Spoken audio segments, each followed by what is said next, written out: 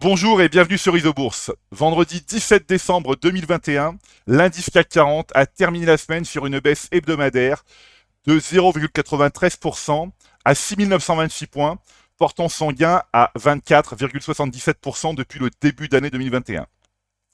Même s'il reste 8 séances et 2 demi-séances pour clore l'année boursière, 2021 devrait rester un bon millésime pour les actions françaises. Avec un plus haut historique dépassé en novembre et un gain annuel de près de 25%, l'indice CAC 40 des grandes valeurs françaises a réalisé la meilleure performance annuelle de la Bourse de Paris, devant les petites et moyennes capitalisations. Mais si l'année 2021 a été plutôt reposante pour les investisseurs, force est de constater que ces 3 dernières semaines sont quant à elles placées sous le signe de l'instabilité et de la volatilité. C'est pourquoi il est important de prendre du recul en regardant un peu plus loin que le court terme.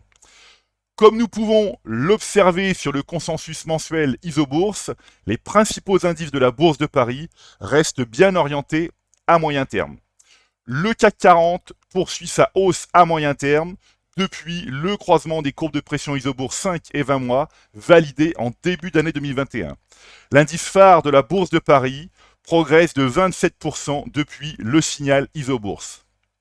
De la même manière, le baromètre des petites et moyennes valeurs françaises évolue au sein d'une tendance haussière de moyen terme depuis le croisement des courbes de pression Isobourse 5 et 20 mois validé en décembre 2020. L'indice CAC Mid Small progresse de 11% depuis le signal Isobourse, soit moins de la moitié de la performance du CAC 40.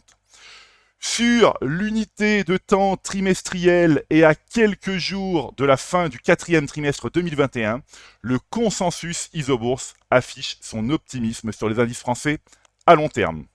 Enfin, sur l'unité de temps hebdomadaire, nous constatons que l'horizon court terme est dégradé. Alors comme je le rappelle souvent, les phases de volatilité sont des périodes difficiles où il faut savoir faire preuve de discernement et notamment savoir distinguer les retournements baissiers moyen terme des consolidations court terme.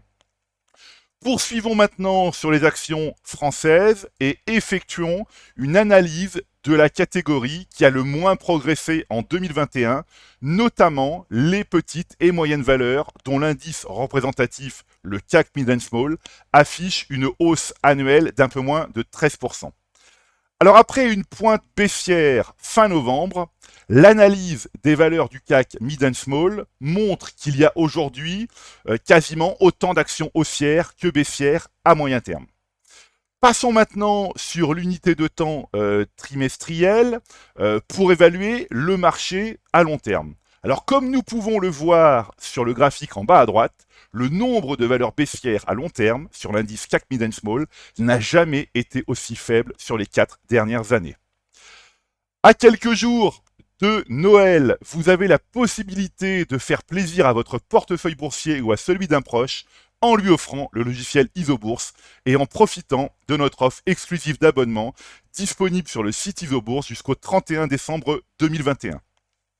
Je vous souhaite de très belles fêtes de fin d'année et je vous donne rendez-vous le 8 janvier prochain pour ma première chronique de l'année 2022.